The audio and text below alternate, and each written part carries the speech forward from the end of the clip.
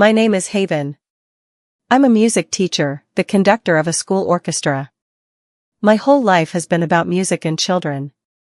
But a few years ago, everything came to a halt. I was 29 when my body started screaming for help. I was losing weight, not slowly, but rapidly. Over time, I lost nearly 70 kilograms. I felt nauseous all the time. I had no appetite. I woke up thinking, I'm tired, and went to sleep with the same thought. But doctors didn't see anything dangerous. Not one of them. I visited dozens of specialists, in several different states. They listened, nodded, ordered standard tests, and shrugged. Everything's within normal limits, they said. It's just stress. You're a young woman. Probably anxiety. One doctor suggested meditation. Another told me to see a therapist, assuming I had depression. Meanwhile, I could barely stand on my feet. The worst part is when you start doubting yourself. Maybe it really is all in my head? Maybe I am overreacting? Until one day, I felt something under my arm. A small lump. Painless. Almost nothing. But I insisted. And for the first time in all that time, a doctor took me seriously. I was sent for an ultrasound. Then a biopsy. I waited for the results with a feeling that I can't describe. When I heard the words, "You have breast cancer. Stage 3. Aggressive form," I didn't cry. I exhaled. Finally. Finally, it had a name. Finally, I knew I wasn't crazy. It felt like strange relief. Sounds cruel, doesn't it? To be grateful for such a diagnosis? But I felt, not just emotionally but physically, that the doubt inside me was gone. My struggle was real. And now I could actually fight it. Then came another shock. You'll have to leave work for 2 years. 2 years? That's a lifetime when you teach kids. 2 graduating classes could pass me by. I couldn't accept it. How could I abandon the orchestra? Leave these kids who were preparing for college, who believed in me? I told myself, no. I will fight.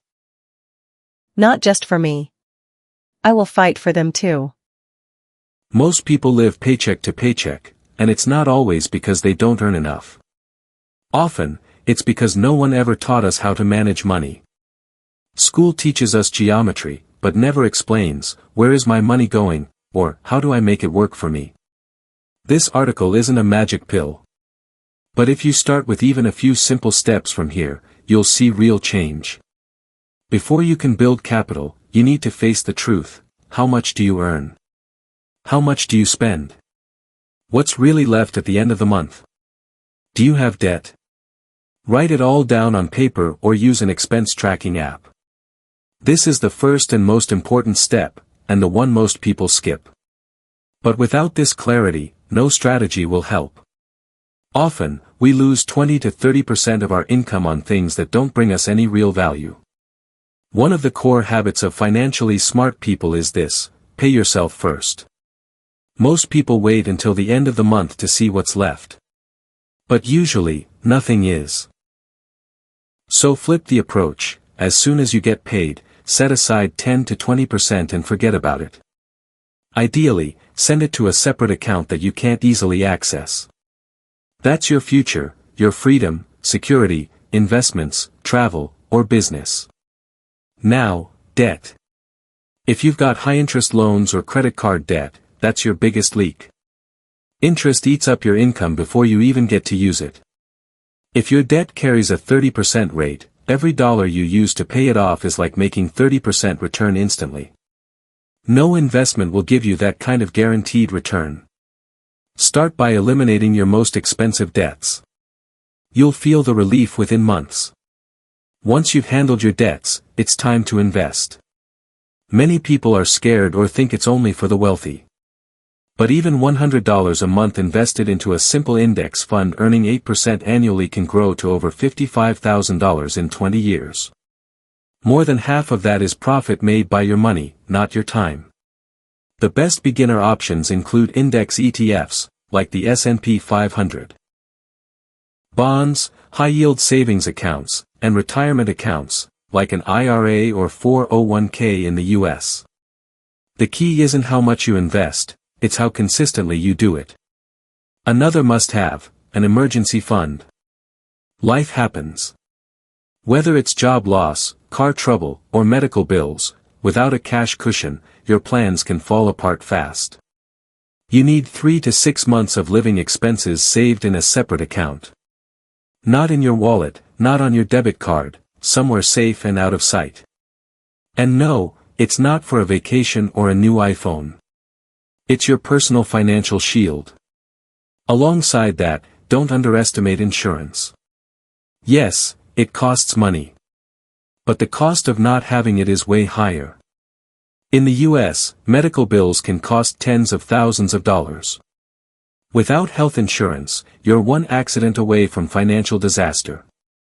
The same goes for auto, home, and property insurance. These aren't extra costs, they're part of your financial defense. Now let's talk knowledge.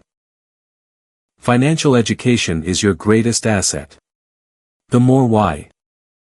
I counted the days. Not to the weekend. Not to holidays. To the last round of chemotherapy. And then one day, it was over. My body was exhausted. My heart, drained. But somewhere deep inside, a small spark was still there. I'm alive. I made it. Many people celebrate the end of treatment, they ring the clinic bell, post a photo with a "I beat cancer" sign. Me? I didn't. Not because I wasn't happy.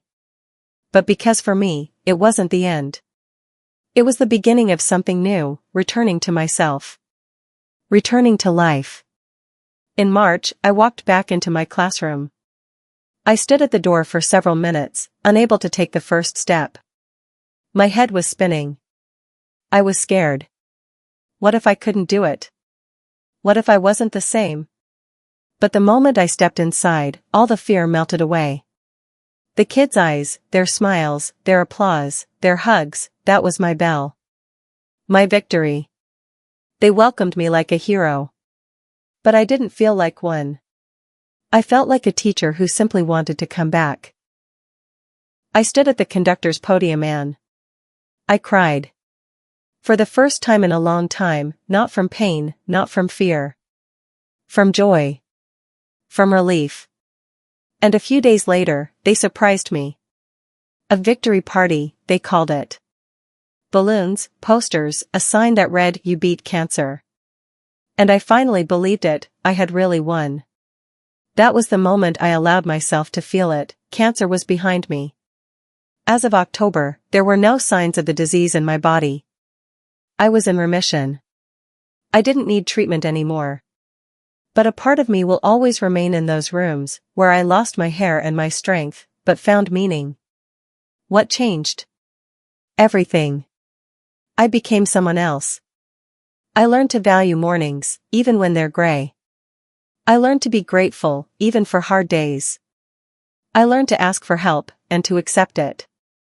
I learned not to postpone love, not to hold back emotions, not to stay silent about pain. And most importantly, I realized that my classroom isn't just a room with chairs and sheet music. It's home. And I came back home. I'm not the same Haven. I'm stronger. Deeper. More alive. And, damn it, I'm grateful for every moment, even the ones that felt like hell. Because without them, I wouldn't be me. I beat cancer. But the real victory wasn't just surviving. It was coming back, and staying myself.